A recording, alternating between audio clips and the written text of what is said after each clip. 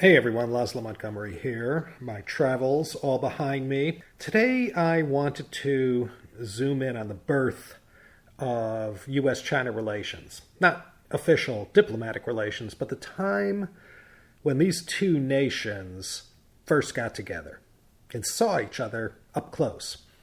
So let's get right into it. In a nutshell, the American colonies declared their independence from Great Britain on July 4th, 1776, and 7 years later, on September 3rd, 1783, the Treaty of Paris was signed at Versailles that, among other things, ended the Revolutionary War. And with that, like with South Sudan in July 2011, there was a brand new country on the world map, the United States of America. And just like any other country must do, when they become independent, the U.S. had to go forth into the world and, get the word out. Now, over in the Forbidden City in Beijing, they had no clue what was going on. When those assembled at Independence Hall on July 4th, 1776, were inking their names to the Declaration, it was right about the halfway point in the Qianlong era of the Qing dynasty. The dynasty in China was really peaking about now. This was Imperial China's last hurrah. From here on out, it's going to be all downhill for the Qing dynasty. Our former colonial masters, the British, had been trading with China for quite a long time. The Honorable East India Company was founded in the year 1600, and thanks to their efforts, the finest in Chinese exports made their way from the city of Guangzhou, called Canton back then, to the homes of all British subjects, including those residing in the American colonies. But because of the monopoly granted to the East India Company, no direct foreign trade was permitted between the colonies and any foreign nation. If you lived in Baltimore or Richmond and wanted to sip tea or buy some lacquerware, you had to get it from England. English traders handled all the direct trade with China and the Far East. If you saw an object on someone's mantelpiece in Delaware and it said made in China, it got there via England. Not only America's founding fathers, but their fathers as well, were all aware that there was this country called China, and it was far away, and it was exotic beyond description.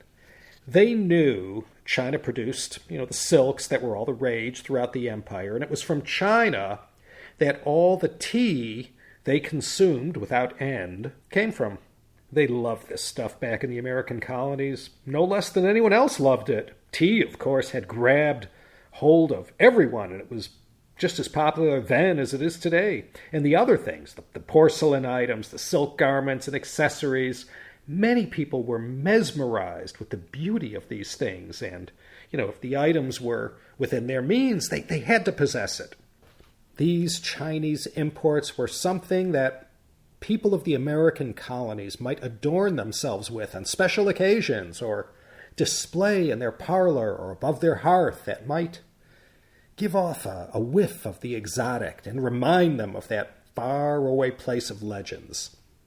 Some of the colonists might have read the tales of Marco Polo or had read a little bit about China, here and there. But for the most part, during the colonial period in the U.S., China was a land that no one knew much about, but they knew it was there. The beauty of the objects they saw that had come from China intrigued Western people as much as they intrigued the Sogdians back in the Han Dynasty. Not only these imported goods, but Chinoiserie as well was all the rage. Chinoiserie, took Chinese motifs and blended them with Western shapes and designs to create, a new kind of style. On first glance, it looked and appeared Chinese, but upon closer inspection, you'll see some Western element added that, gives it away. If there was a year that marks the line of demarcation between China, the legendary place, and China, the actual place, that would have to be 1735. That was the year Description de la Chine was published in 4 volumes. The author was Jean-Baptiste Duhold. This book freely available on the Google, was translated into many languages, and we in our little China History podcast community know it as Du Halde's General History of China.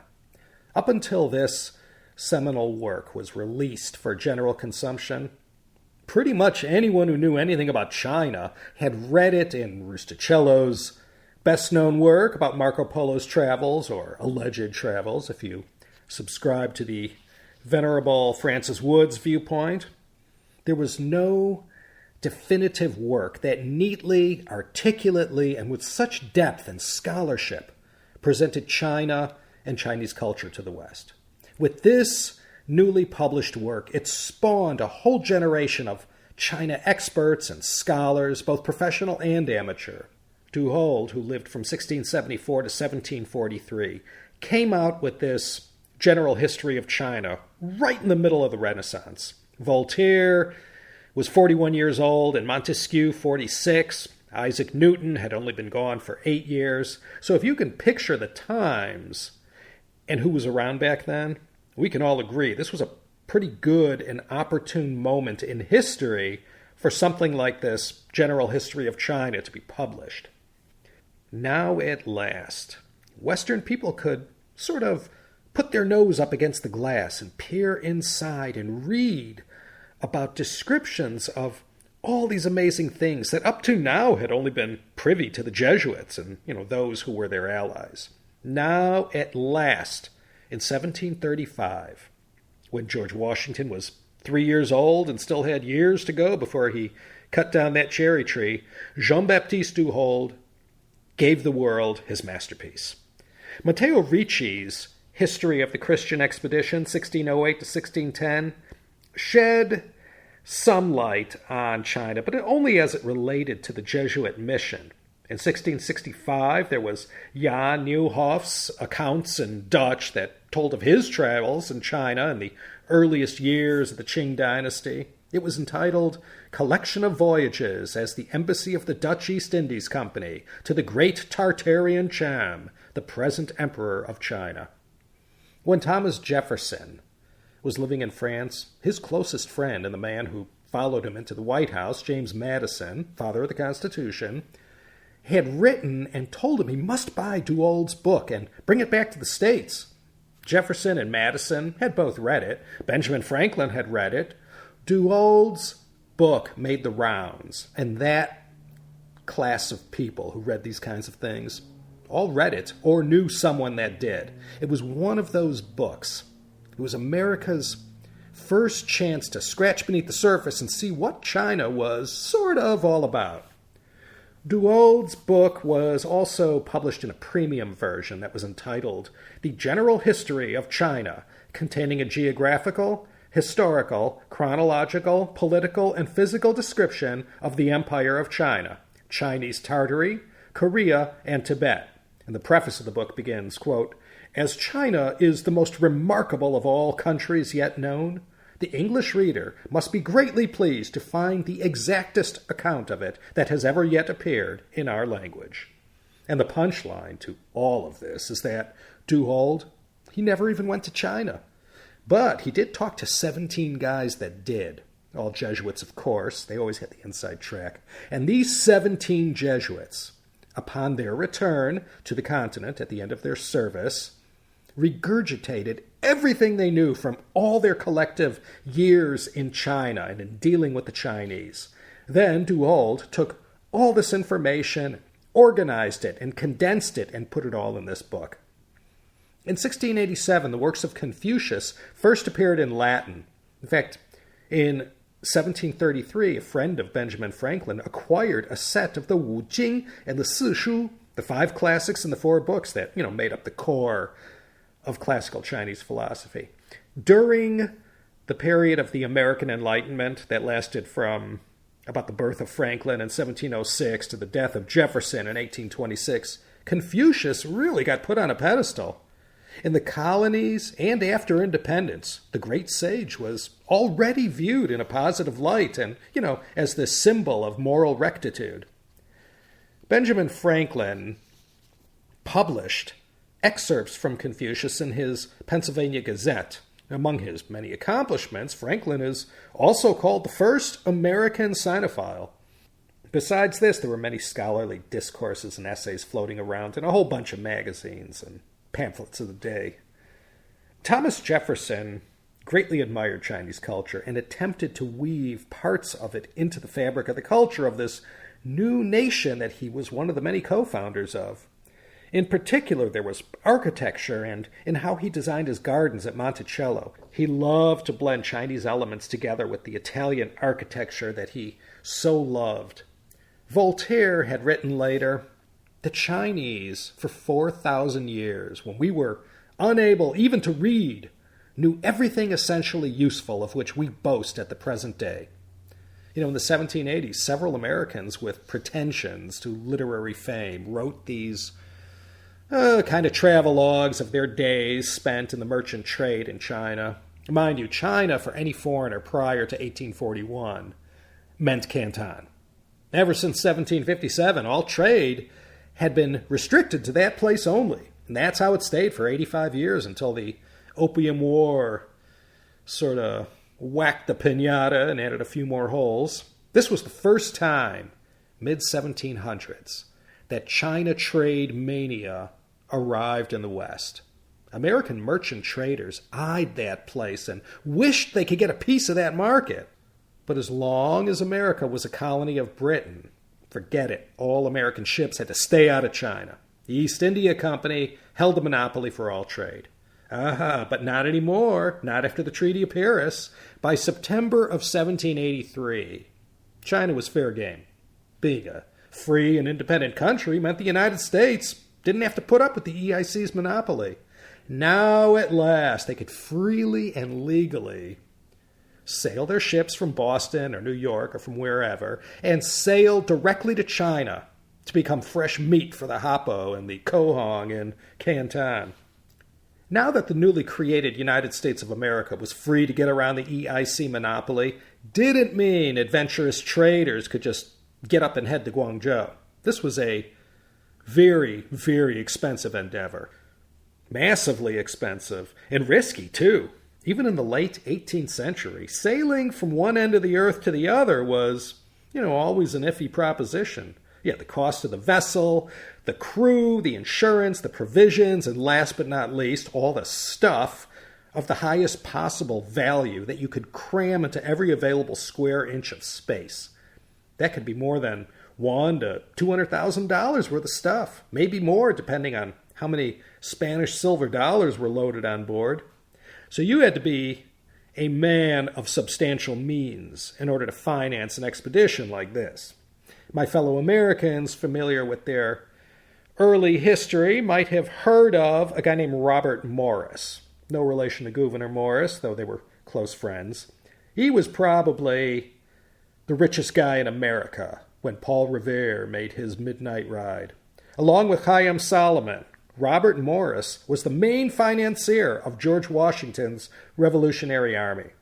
He's also the only guy who was a signatory to not only the Declaration, but the Articles of Confederation and the Constitution as well. He was also credited with being the first one to use the dollar sign that we are, so familiar with. He made his fortune in the shipping business. Robert Morris was keen to explore these deals that would involve trade with China. Fate one day brought Mr. John Ledyard face to face with Robert Morris. Ledyard was a Connecticut Yankee who ended up in the employ of the British Navy. He was on board the HMS Resolution during the famous voyage of Captain James Cook. Ledyard was a tragicomic figure. He was the guy who first figured out, when he was briefly docked in Canton in the service of the British, that the Chinese went gaga for North American furs, especially sea otter pelts. They fetched a very substantial premium and apparently weren't easy to find in China. Sea otter fur was the Chateau Yquem of animal pelts. It was the softest, most luxurious, and had the highest concentration of hairs per square inch, 1 million. And even back then, a good sea otter pelt would fetch $120. And that was back in the 18th century. Ledyard later wrote, quote, "The skins, which do not cost the purchaser 6 pence sterling, sold in China for $100. With this amazing knowledge, Ledyard made his way back to the U.S. in 1782 and started shopping for a backer to finance this idea he had. It would involve buying sea otter pelts in the U.S. Northwest and then, sailing them to China, selling them at a vast profit, and then using the proceeds to load up the vessel with, the usual porcelain, lacquerware, tea, and, anything else that could fetch top dollar in New York, Boston, or Philadelphia. Ledyard knew firsthand what the demand was for these sea otter pelts, and in fact, all furs. In his search for a backer, he, of course, first went to New York, but, only met a lot of looky-loos. Nothing panned out. He was just another guy with a great idea, but no funding, and he just couldn't find a backer. In 1783, he ended up getting hooked up with Robert Morris in Philly, and the two of them decided to go into business together on this venture. The plan was to put together 3 vessels who would sail together around Cape Horn, and then one would head straight to Canton, and 2 vessels would go to the Pacific Northwest and load up with furs and then rendezvous with the 3rd vessel in Canton.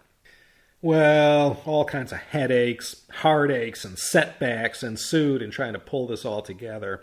As excited as Robert Morris was to dive into the China trade, he was up to his eyeballs trying to get the new nation's finances in order. Washington made him the superintendent of finance of the United States, so he was only watching this China venture with half an eye. He was committed, though, and had written to one of the most sacred of cows of the Founding Fathers, John Jay, quote, "I am sending some ships to China to encourage others in the adventurous pursuits of commerce."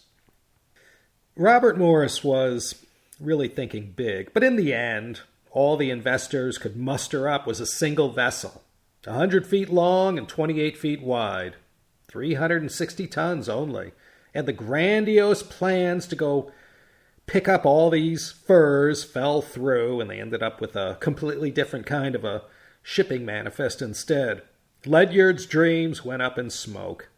The vessel was laden with $119,500 worth of lead, cordage, woolen cloth, wine, brandy, rum, beaver furs, and $20,000 in Spanish specie, the international coin of the realm at that time. In addition to this, they packed up 30 tons of ginseng from Pennsylvania and Virginia. This was a very interesting story, how the ginseng business started, but I'm wandering off on too many tangents already. So this vessel was called the Empress of China. Captaining this vessel was John Green, 47 years old, 6'4" and 300 pounds. It was his job to get the Empress of China to the port of Whampoa in Canton and back safely to the U.S. East Coast. The supercargo was Samuel Shaw. The supercargo's job was to deal with the cargo, to ensure its safety and integrity, to sell it, and to use his wits to make all the purchases wherever they went. Now, although Shaw wouldn't mix with any Chinese government officials in Canton, he was nonetheless appointed as a kind of unofficial consul by the U.S. Congress. Before the Empress of China set sail, there appeared in the Salem Gazette in August of 1783 an article that announced, "We hear that a ship is fitting out in Boston for an intended voyage to China, that her cargo out in money and goods will amount to $150,000, and that she will sail the ensuing fall.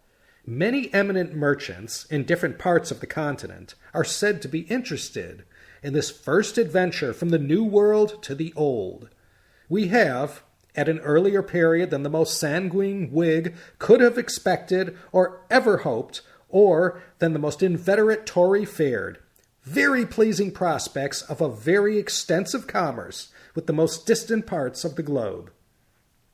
On February 22nd, 1784, the Empress of China sailed down the East River, past the southern tip of Manhattan, and started heading in the direction of West Africa.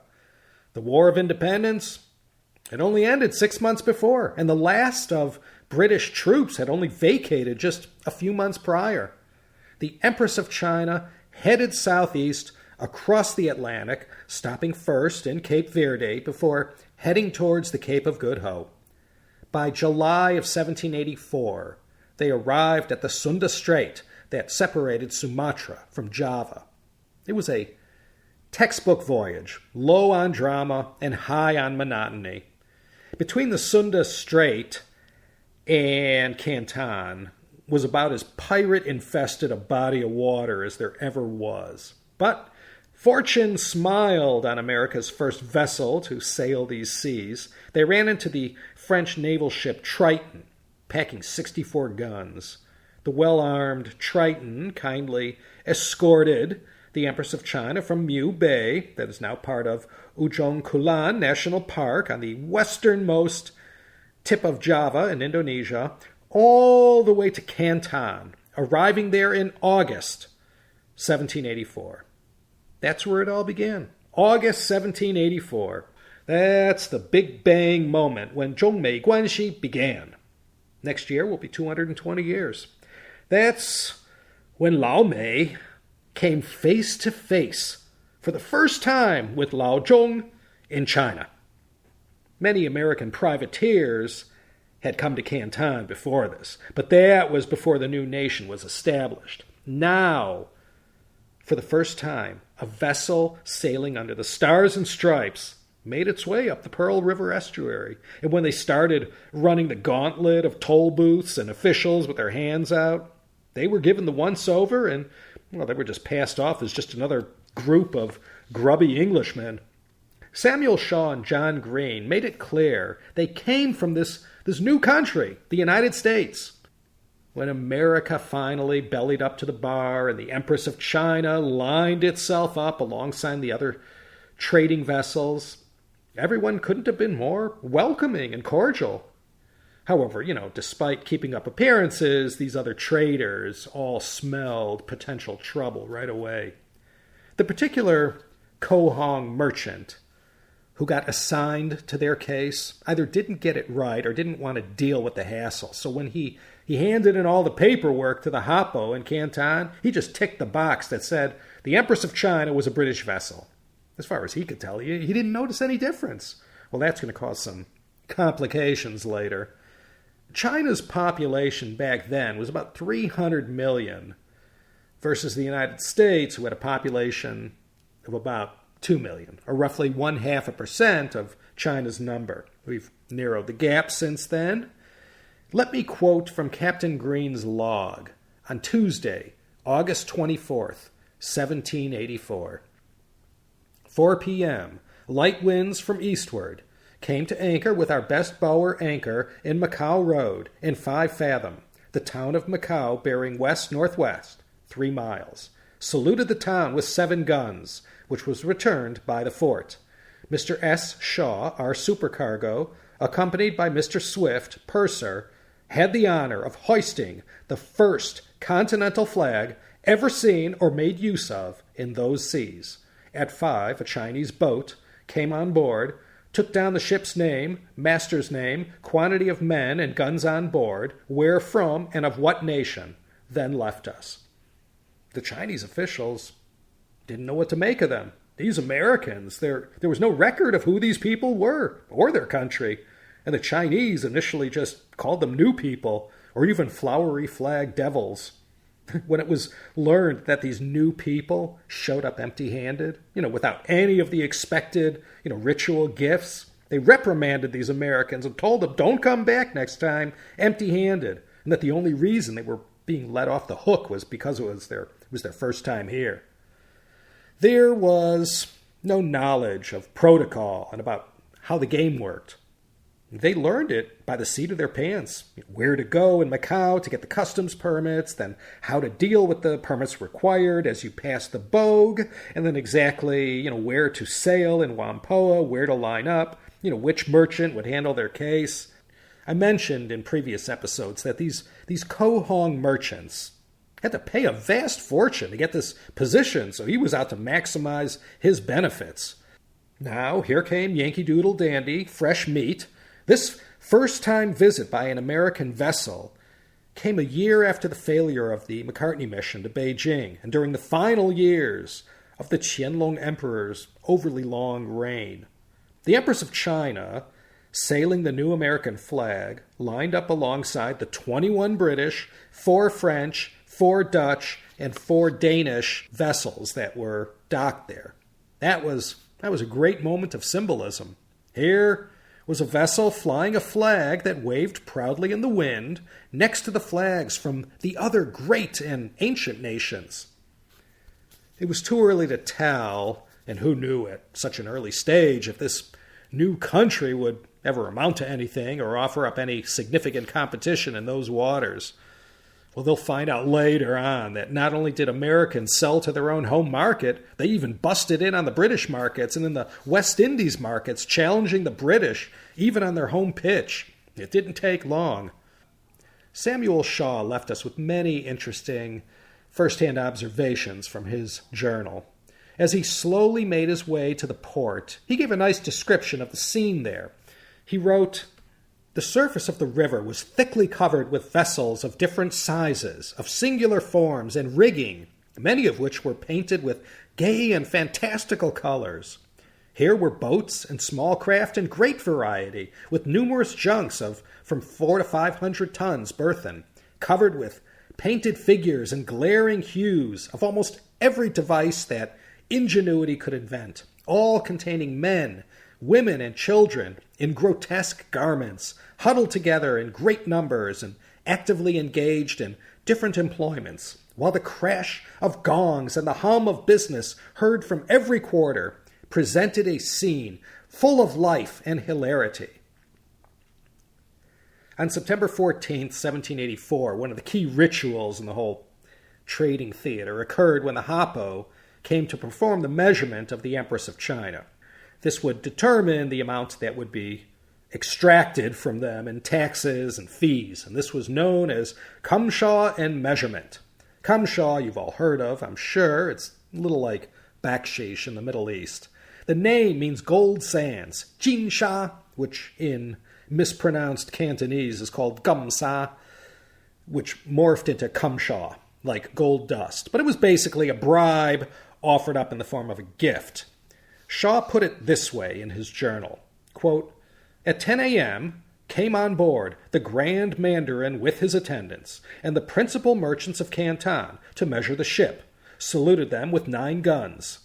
The Grand Mandarin sent on board as a present to the ship 2 bulls, 8 bags of flour, and 7 jars of country wine." See, this is where the Americans blew it by not knowing how the deal worked. They were supposed to show the Hapo when he came on board all the finest things they had and gifts that they brought for him. They were supposed to lay everything out, in a nice little display, and then the Hapo would pick out the stuff he wanted for himself. And it would be packed up, and then it would be, sent to his magnificent residence, and to keep up appearances, to show this wasn't a bribe, the foreigner was obliged to charge the Hapo for all these things, but, the invoice would always be written at perhaps 5% of its real value. This is how it worked. The Americans had a map, and they were able to show the Chinese authorities where exactly they had come from geographically. They had to assure them they were not British, not in the least, and that theirs was a new and independent country. So despite showing up empty-handed without the requisite gifts, they were still allowed to stay there with all the other gathered traders and sell their cargo and buy Chinese goods between September and December 1784. One of the crew of the Empress of China, writing to his father in a letter, wrote, quote, "The Chinese had never heard of us, but we introduced ourselves as a new nation, gave them our history with a description of our country, the importance and necessity of trade, here to the advantage of both, which they appear perfectly to understand and wish." Unbeknownst to the American supercargo Samuel Shaw, in between the time they left New York City and the time they arrived at their space along the dock, the price of ginseng, the main commodity they were carrying, had tanked, and their 30 tons was now worth substantially less than what they had anticipated. The best and most prized ginseng came from China's northeast and in Korea because of the massive Chinese demand for the stuff. Imported ginseng started making its way to China in the 1740s. Once word hit the street that the Chinese liked the stuff, the magical powers of capitalism did their thing, and in no time at all, everyone who could get into the ginseng business did, and the price for imported ginseng went from about $15 a pound in Canton to, $1.50 to $2.25 a pound. The American product wasn't as prized as the ginseng you could get up in Liaoning, Jilin, or North Korea, but it was certainly strongly in demand and satisfied the market. It reminds me of the time in 2000 or 2001, the outfit I was with took a big position in the knockoff razor scooter importing business about 15 minutes before the bottom fell out of the market. Nonetheless, everything got sold, and as was also the supercargo's job, he made all the purchases as well, dealing with the Quahog merchant the whole time, of course, and he loaded up with 700 chests of bohea tea, B-O-H-E-A, in Chinese. This was a type of Wolong called Wuyicha. They also bought 100 chests of Hyson tea that was also known as Lucky Dragon, was called a Shichuncha. It was a green tea from Anhui. In addition to a hefty amount of porcelain, they also bought trousers made from a material that was called Nanking. Nanking was 100% cotton fabric that, as the name suggests, originally came from a cotton plant from Nanking. The color was a sort of yellow or buff, and that was its chief characteristic. Later it was made everywhere and just dyed in that color to give it that Nanking look. It was a big China export. On May 11, 1785, the Empress of China arrived back where it had all started, sailing home up the East River. After all accounts were settled, Robert Morris and his fellow investors, despite the bottom falling out of the ginseng market, made a nice $30,727 profit on the venture, which was more than a 25% return on their initial investment. Not bad. Bernie Madoff only got his investors 12%. After he got back, the supercargo of the Empress of China, Samuel Shaw, duly wrote up all his notes and recollections, and he reported to John Jay as follows, quote, "To every lover of this country, as well as those more immediately concerned in its commerce, it must be a pleasing reflection that a communication is thus happily opened between us and the eastern extremity of the globe." John Jay replied to Shaw that the U.S. Congress felt, quote, "a particular satisfaction in the successful issue of the first effort of the citizens of America to establish direct trade with China, which does so much honor to its undertakers and conductors." Word traveled fast about the success of the Empress of China and the profits it brought its investors. There was also talk on the streets about how, with this achievement in China, it showed how their nation was emerging onto the world scene. Although everything had been nice and friendly during the first American visit to China, the British traders at once began to circle the wagons, and from here on out, the relations between American and British traders were often anything but cordial. But, this is way, way before Winston Churchill in 1946 with the, speech and the special relationship and everything. The rush was on. It was written, quote, "Every little village on every little creek with a sloop that could hold 5 Yankees was now planning to embark upon the Far Eastern trade." Between 1784 and 1814, around 300 American ships made 618 voyages to Guangzhou. And this didn't include the smuggling vessels. A whole new industry was suddenly born, and people rushed in. And from this budding China trade, pioneered by the success of the Empress of China, came America's first millionaires and multimillionaires. But once Americans came calling to China, they learned the same thing that everyone else knew. The Canton system stacked the deck totally against the foreign traders. But despite all the taxes, fees, bribes, and various other hidden costs, the China trade was still quite profitable. One man who took the lead in this emerging market was one John Jacob Astor, the first prince of China trade. He began his business in 1800 and built a fur trading empire, and most of his profits came from offloading these animal skins in China, where they fetched the highest prices. He took a lot of these profits and plowed them into Manhattan real estate and other investments. We remember this man's great-grandson, John Jacob Astor IV, who tragically but bravely died on the Titanic at the age of 47. The Astor name, of course, is a great and historic name in the annals of American history. Stephen Girard was another one who, did particularly well in the China trade. Both Astor and especially Girard, as Robert Morris did during the Revolutionary War, almost single-handedly financed the American side in the War of 1812. These men who engaged in this trade were the first American tycoons. They did especially well during the Napoleonic Wars from 1792 to 1815 because, being neutral and all, these American vessels were less apt to fall prey to French or British naval ships. To suddenly have this vast market available couldn't have come at a better time for the United States.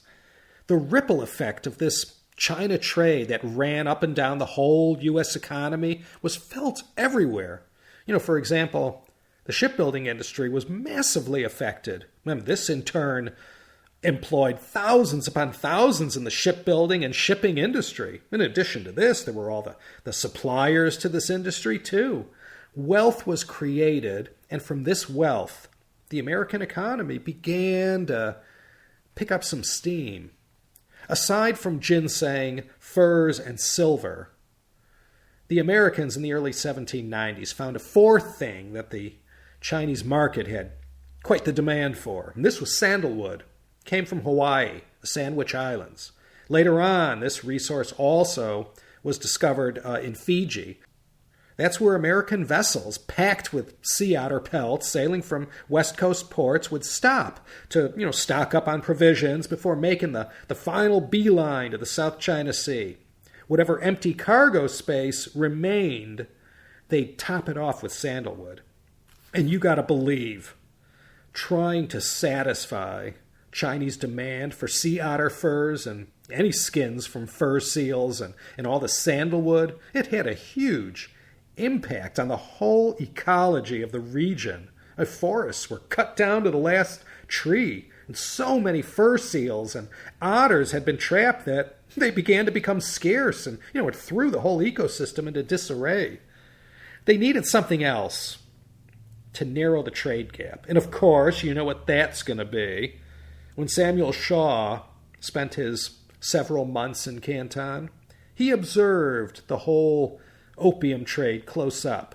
He saw what the demand was and the kind of profits that could be had in trading in these chests of opium. So the Americans, being an enterprising lot, got into the opium business in 1804. Some serious trafficking started going on. Now you're probably wondering, how did they get a hold of opium? Didn't that all come from India? Well, not exactly. The Americans found their own supply. This was in Turkey. They picked it up in Izmir at $2.50 a pound, and it fetched $10 a pound in Canton. The Turkish opium was not as fine as the Indian stuff, but it certainly did the trick and got these Chinese smokers high. The Americans sort of dealt with the opium business in a similar fashion as the East India Company. The shipping companies didn't handle it themselves personally. The actual job of shipping it to China and selling it went to these third-party vessels, some smuggler probably. And let me just add, the Americans were small-time petty dealers in opium compared to the British. Now you'd think, with all the ginseng, furs, sandalwood, and opium, that the Americans would have a nice, favorable balance of trade. Well, this didn't happen. That's how huge the demand was back in the States for Chinese products.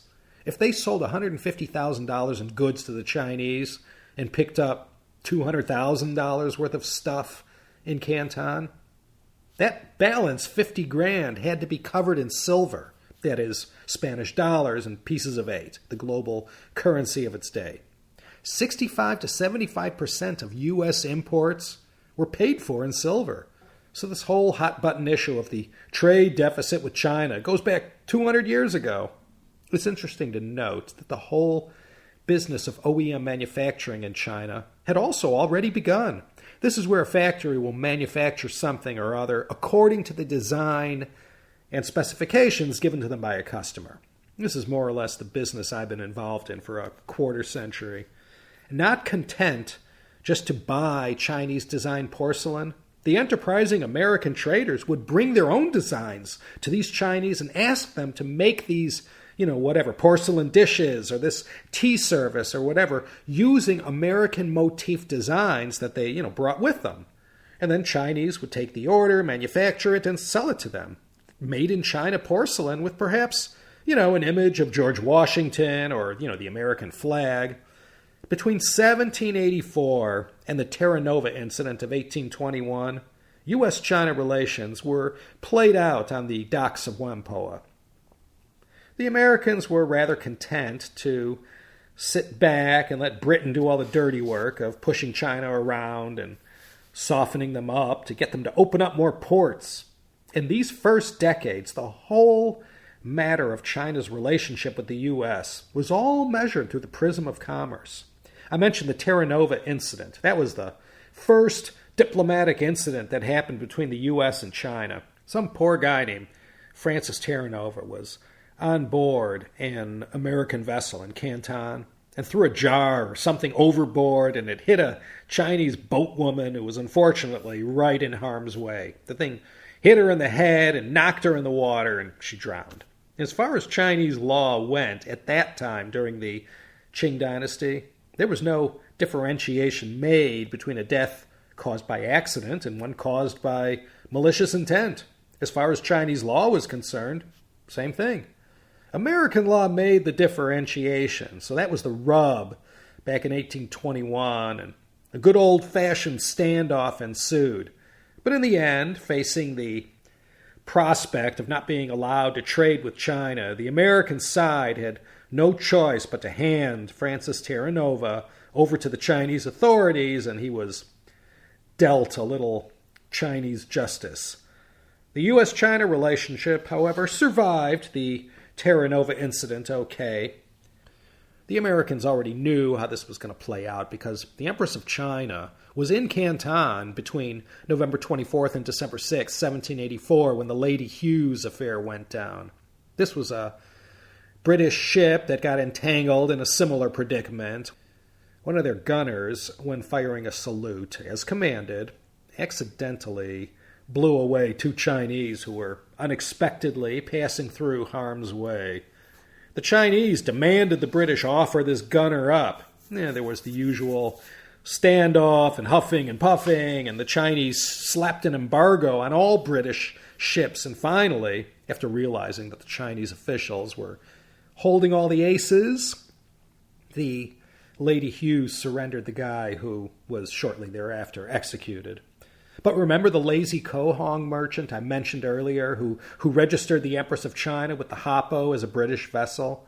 Well, the Empress of China ended up getting caught up in the embargo too, which was only meant to affect the British country ships from India.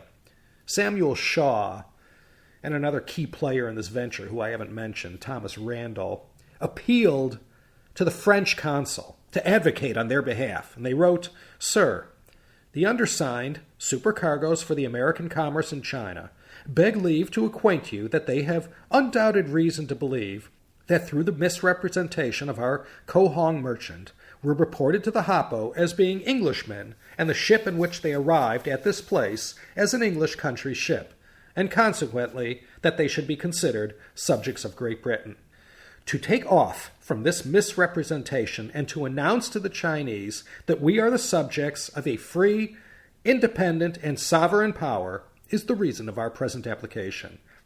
And we request, in the name of the United States of America, the allies and good friends of His Most Christian Majesty, that you will cause to be made known to the Chinese that we are Americans, a free and independent and sovereign nation, not connected with Great Britain, nor owing allegiance to her or any other power on earth, but to the authority of the United States alone, and that we pray the Chinese to consider us in that view and grant us our passports accordingly. The United States continued to follow the policy of maintaining a steady course with China trade, allowing Britain to do all the heavy lifting, and just followed their lead. You know, of course, where all this is heading, the 1830s, the Opium War is going to happen. And when Britain and China ink that most famous or infamous of the 不平等条约, the unequal treaties, it's going to freak American traders out.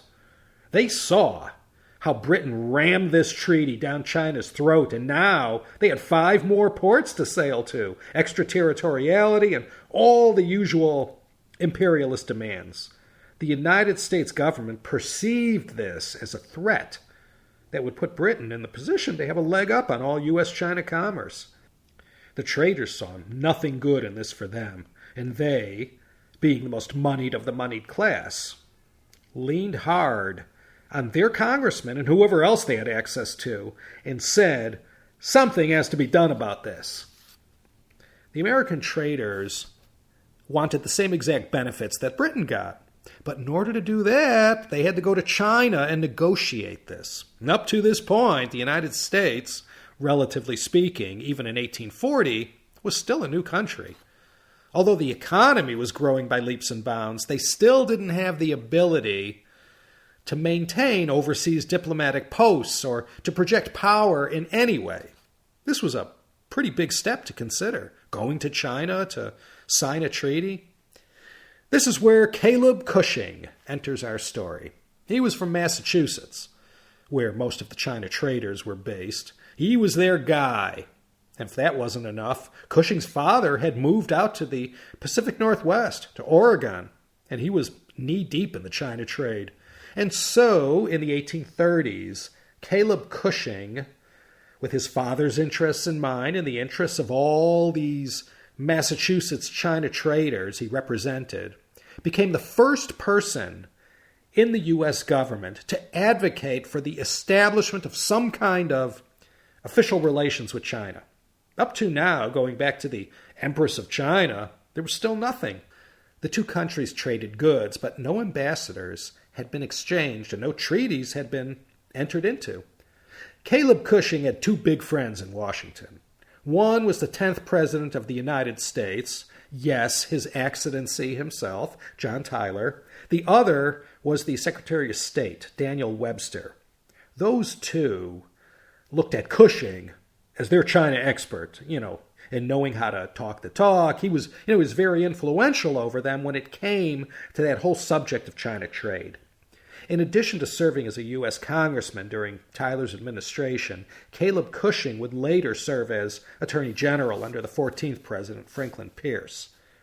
Once the Treaty of Nanking happened, Cushing really turned up the heat and said the United States government had to do something or else it would adversely affect the interests of American trade in China.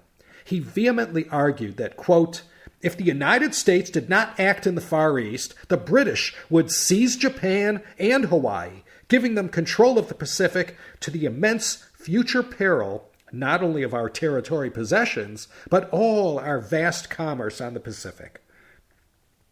But in 1843, with the terms of the Treaty of Nanking reverberating around the corridors in Washington, Tyler nominated Cushing as commissioner and U.S. ambassador to China.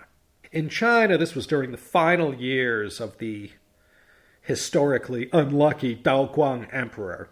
All the way up to 1857, the U.S. was represented in China by these commissioners like Cushing rather than, full-fledged ambassadors. There wasn't any system in place yet to handle this kind of formal diplomatic arrangement. So lacking credentials for now, Caleb Cushing was only an envoy rather than an ambassador. So with Cushing's influence, John Tyler now announced that official U.S. policy from now on considered the Pacific Ocean and Hawaii to be within the sphere of U.S. influence. The feeling around Washington was that these actions would counter any kind of threat to the possible British monopolization of the China market. Tyler requested funding from the Congress to pay for a full-time commissioner to reside in China to look after American interests there. Tyler received support from even one of his political enemies, the sixth President of the United States, John Quincy Adams. Adams had said that this proposed mission would, quote, provide the means of future intercourse between the United States government and the government of China. The issue was debated in Congress in February of 1843. The House ended up passing the bill, voting 96 to 59 in support. Daniel Webster, who used his formidable influence to push this bill forward, after passing, declared it would be the, quote, most important mission in history. And 129 years later, Nixon would call his visit to the Middle Kingdom the week that changed the world. Boy, you could always rely on us Americans to come up with these superlatives. Well, the mission went ahead, and the upshot to all this is the Treaty of Guangxia. President Tyler's commissioner and envoy extraordinary and minister plenipotentiary of the United States for China, Caleb Cushing, and his entourage sailed to Macau, and there he met with his counterpart, Ching. Ching of the imperial house of Da Qing was also guardian of the heir apparent, governor general of the two Guangs, and superintendent general of the trade and foreign intercourse of the 5 ports. He was a Manchu from the royal family who goes down in history as the signer not only of the Treaty of Nanking, but this one at Guangxia with the Americans, and the Treaty of Whampoa with the French, and the Treaty of Canton with Sweden and Norway. So he gets the dubious distinction of being the signer of all 4 of the unequal treaties that followed the disastrous defeat in the Opium War. I already added him to my list of future topics. No need to get into what happened next. We all know from this point forward until liberation in 1949, China is going to suffer one humiliation and loss of face after another. Guangxia was located in Macau, in the northeast part. The actual treaty itself was signed at the Guanyin Temple, or the Guanyin Tang, which previously was known as the Puyi Chanyuan. It's still there today if you want to visit. And the treaty was inked on the 3rd of July in the year of our Lord Jesus Christ, 1844, in the 24th year, 5th month, and 18th day of the reign of Dao Guang. Article 1 went like this, quote, there shall be a perfect, permanent, and universal peace and a sincere and cordial amity between the United States of America on the one part and the Da Qing Empire on the other part, and between their people, respectively, without exception of persons or places. That part was okay. Good way to start U.S.-China official relations, but the other 33 clauses in the treaty pretty much echoed everything that was contained in the Treaty of Nanking, plus a couple other conditions, such as, allowing for Protestant missionaries in China and their protection. And also from now on, it was okay to hire tutors and to learn Chinese language, Mandarin, without the risk of getting executed. So, with the Treaty of Guangxia, unequal as it was, America and China entered into their first official diplomatic exchange. To show their sincerity, the American side came out against the dealing of opium. Article 33 stated, citizens of the United States who shall attempt to trade clandestinely with such of the ports of China as are not open to foreign commerce, or who shall trade in opium or any other contraband articles of merchandise, shall be subject to be dealt with by the Chinese government without being entitled to any countenance or protection from that of the United States.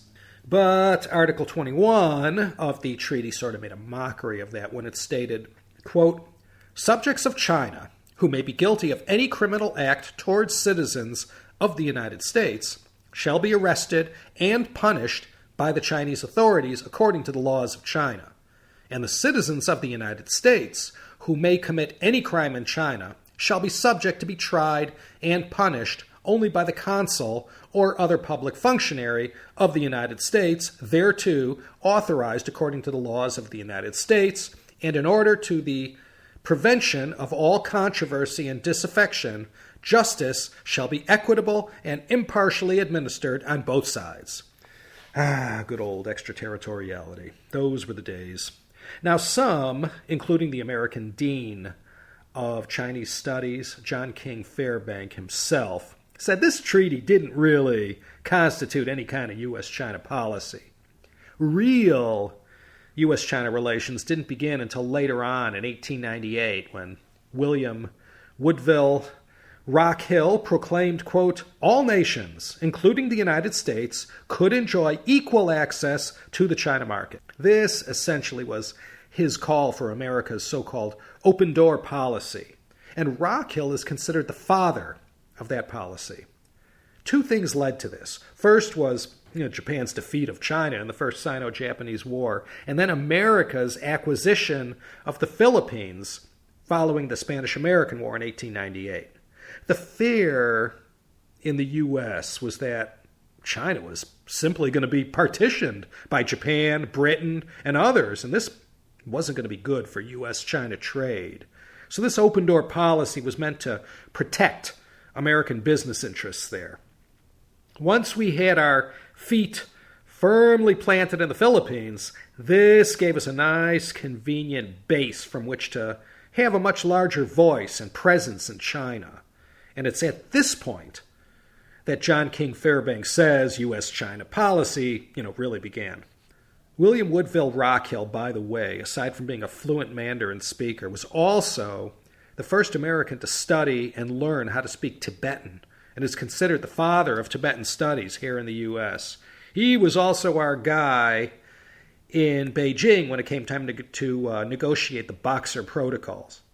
He's a great late 19th century diplomat who had a big impact on our China policy and isn't terribly well known, which also makes him fodder as a future China history podcast episode.